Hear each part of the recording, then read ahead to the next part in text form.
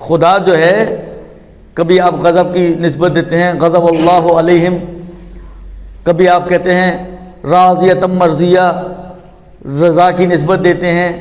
خلاصہ یہ مختلف جو نسبتیں آپ پھر دیتے ہیں، اگر خدا بند کریم پیک ہے تو پھر نسبتیں کیسی؟ یہ ایک سوال ہے بہت بڑا، علمی اعتبار سے اس کی مختلف توجیحات کی گئی ہیں، لیکن ابھی میں صرف اس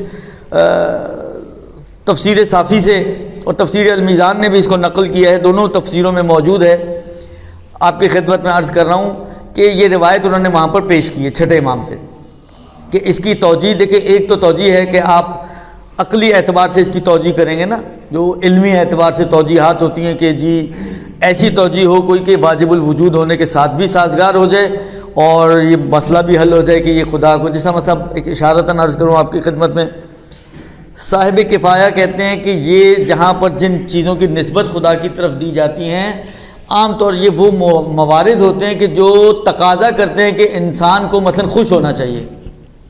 مثلا میں اور آپ ہوں اور کوئی آپ کی فرما برداری کرے تو آپ خوش ہوں گے ناراض ہوں گے؟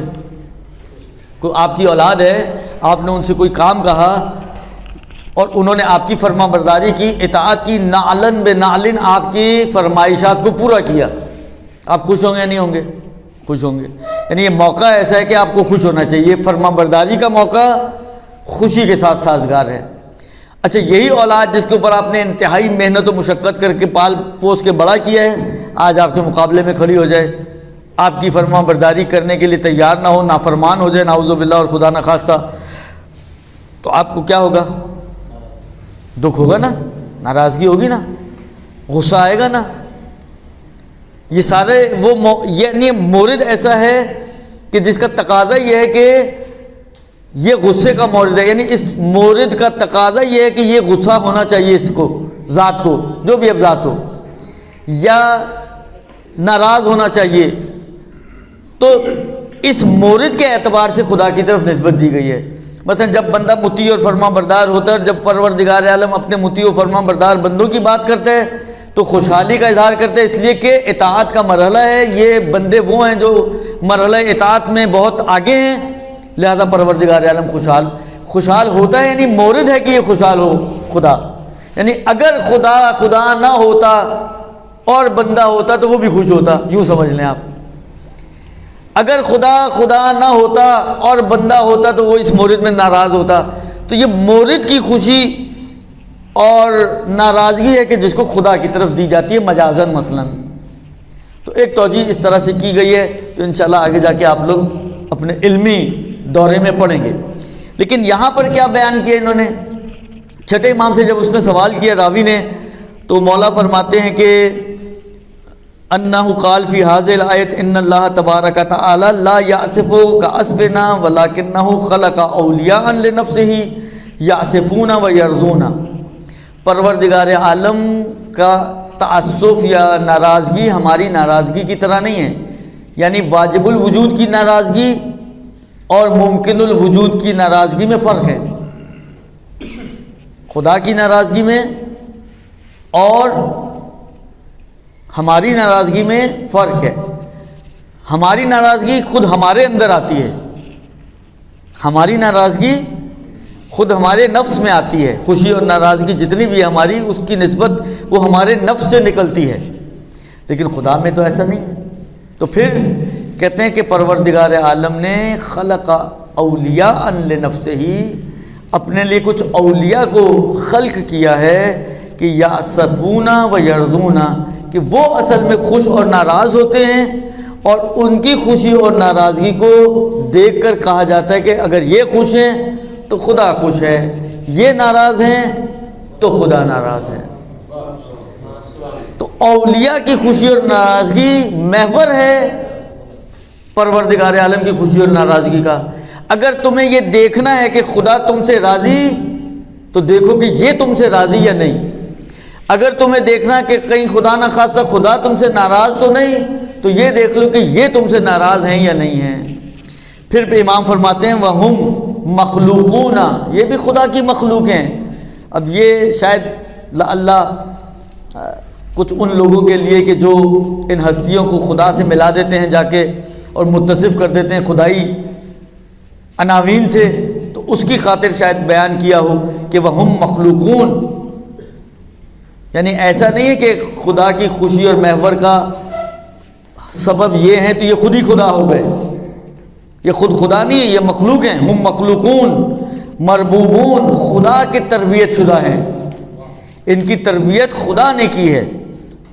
فجعل رضاہم رضا لنفسہ، یا رضا نفسہ، تو پروردگار عالم نے کیونکہ خود تربیت کی ہے لہذا ان کی خوشی کو اپنی خوشی اور ان کی ناراضگی کو وسخطہم سخط نفسہ، اپنی ناراضگی قرار دیا ہے۔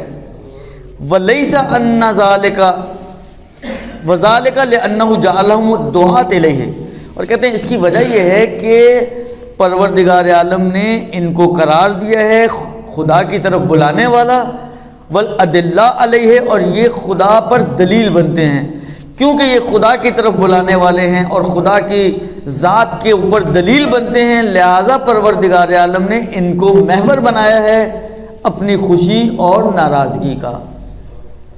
اب یہاں پر یہ روایت جو بطور عموم اور بطور کلی ایک بات کر رہی ہے کہ اولیاء، کچھ اولیاء خلق کیے ہیں خدا نے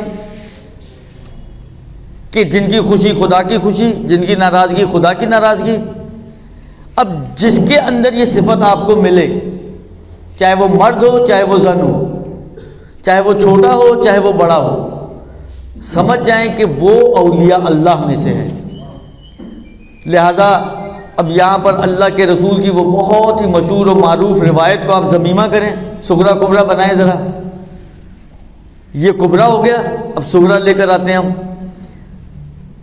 کہ فاطمہ زہرا کے بارے میں رسول خدا نے کیا فرمایا جو اہل سنت نے اپنی کتابوں میں نقل کی ہے، ان اللہ یرضا لرضا کی و یغضب لغضبک، اے فاطمہ پروردگار عالم تیری خوشی میں خوش ہوتا ہے اور تیری ناراضگی میں ناراض ہوتا ہے۔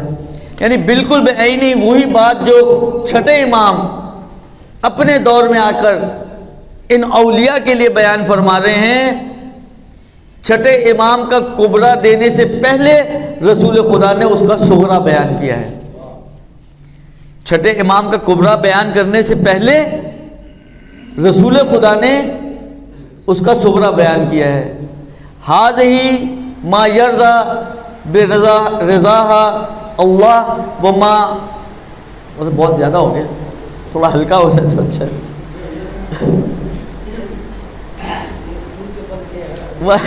وَيَغْضِبُ لِغَضَبِهَا اللہ، یہ وہ ہیں کہ جن کی خوشی میں اللہ خوش اور جن کی ناراضگی میں اللہ ناراض۔